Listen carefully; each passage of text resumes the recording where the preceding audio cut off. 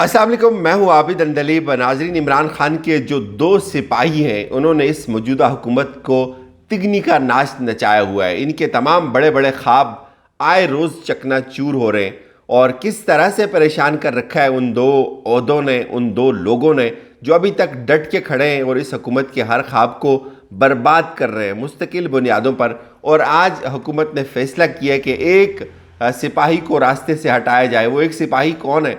वो एक सिपाही गवर्नर पंजाब है और वो इस वक्त हमजा शहबाज के वजारत आला के लिए एक बिजली और एक तलवार बन के खड़ा है और किसी वक्त भी उसके होते हुए हमजा शहबाज की जो कुर्सी है वो उसके नीचे से निकल सकती है। इस वक्त तहरीक इंसाफ के जो गवर्नर पंजाब हैं सरफराज चीमा, उनको हटाने के लिए वज़ीर-ए-आज़म पाकिस्तान ने एक समरी जो है वो अरसाल की है सदर को।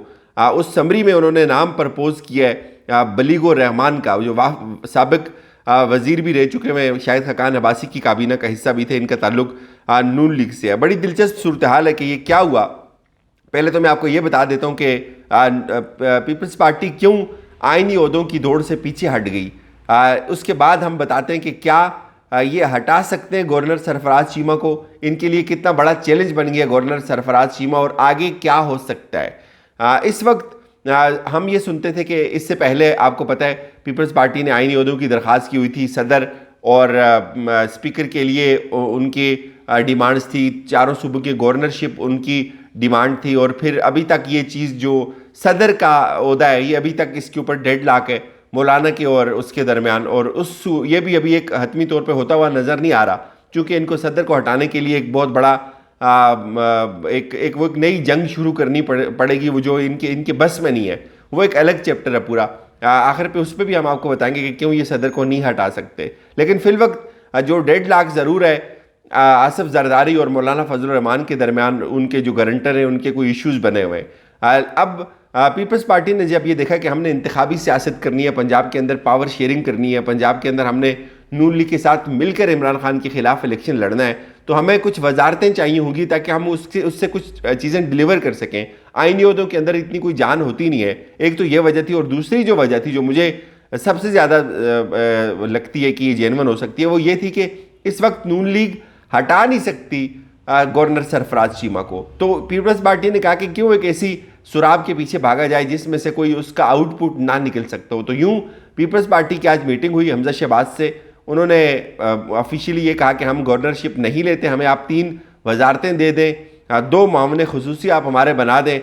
फिर उन्होंने ये कहा कि आप हमें जो कायमा कमेटी है उसकी एक चेयरमैनशिप दे दें, पार्लिमानी सेक्रेटरीज कुछ हमारे बना दें तो हमारे लिए ये भी काफ़ी है। और उसमें भी जब पता चला कि नाम कौन से आ रहे हैं, नाम उसमें यूसुफ रजा गिलानी के बेटों के ही आ रहे हैं, मतलब वही अंधा बांटे रेवड़ियाँ मुड़ मुड़ के जो है वो अपनों के अंदर।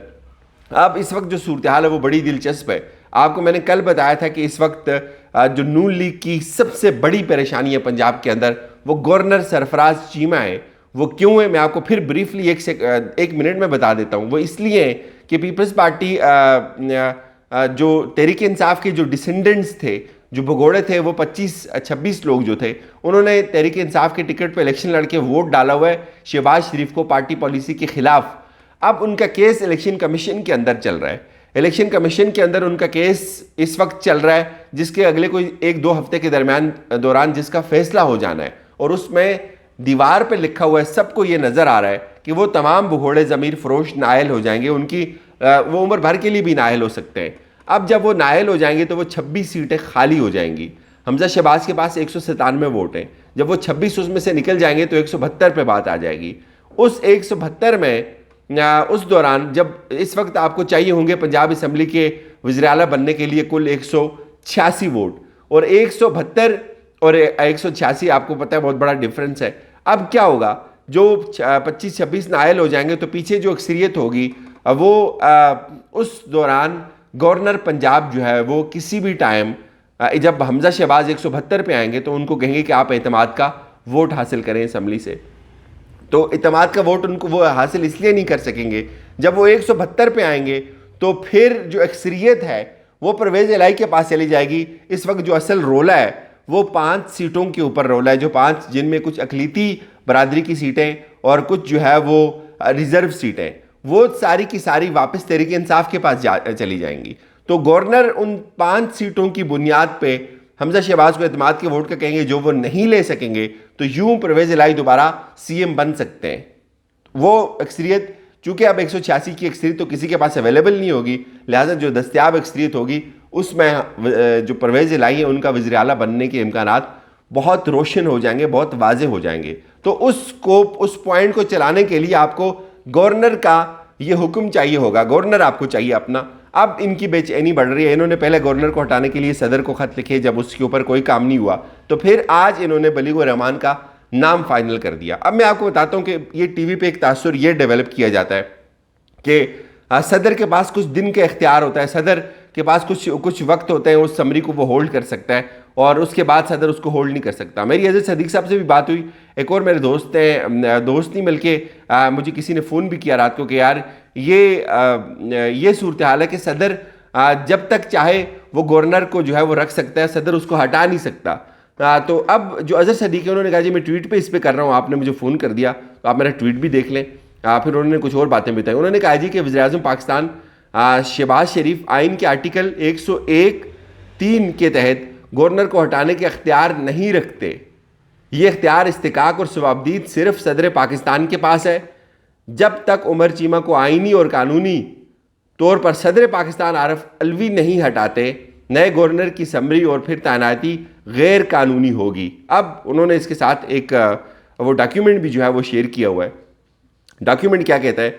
डॉक्यूमेंट कहता है appointment of government, there shall be a governor for each province who shall be appointed by the president on the advice of prime minister. Prime minister की एडवाइस पे एक गवर्नर जो है वो अपॉइंट होगा हर सूबे के अंदर। A person shall not be appointed a governor unless he is qualified to be elected member as a member of National Assembly and is not less than 35 years of age, is a registered voter and resident of province concerned। उसको उस province का, सूबे का voter होना चाहिए और उसकी उम्र जो है वो 35 साल के ऊपर होनी चाहिए। अब जो सबसे इंपॉर्टेंट चीज़ है यहाँ वो ये है, the governor shall hold office during the player of president and shall be entitled to such salary allowance privileges and the president में डिटरमिन। अब बात यह है कि इस वक्त सदर के पास इख्तियार है गवर्नर को हटाने का, और बहुत सारे ऐसे इश्यूज़ हैं जिनके ऊपर सदर को समरी भेजने का या एडवाइस भेजने का, सदर उस एडवाइस का पाबंद नहीं है जो शहबाज शरीफ भेजेंगे, जो वज़ीर-ए-आज़म भेजेंगे।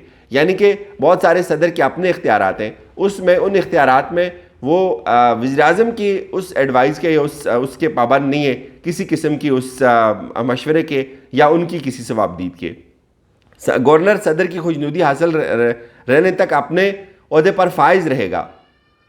यानी कि गवर्नर का जो ओहदा है उसको सिर्फ और सिर्फ सदर हटा सकता है, उसको वज़ीर-ए-आज़म नहीं हटा सकता। वज़ीर-ए-आज़म ने इनको समरीज भेजी है, लेकिन इनको मुंह की खानी पड़ेगी। बकौल जो लीगल टीम्स हैं वो ये बता रही हैं कि ये सदर के पास सवाबदीद है, सदर नहीं हटाएगा गवर्नर को, तो ये नहीं हटा सकते। अब ये सदर को क्यों नहीं हटा सकते?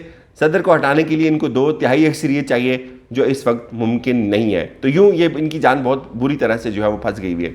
ज़िमनन में आखिर पे ये ज़रूर इस चीज़ का जिक्र करूँगा, पिका ऑर्डिनेंस आपने सुना होगा, बहुत ज़्यादा मशहूर हुआ था, बहुत ज़्यादा तनकीद हुई इमरान खान के ऊपर कि ये काला कानून बना दिया इमरान खान ने, और उसको हाई कोर्ट ने जो है वो स्ट्राइक डाउन कर दिया था, उसकी जो सेक्शन 20 था।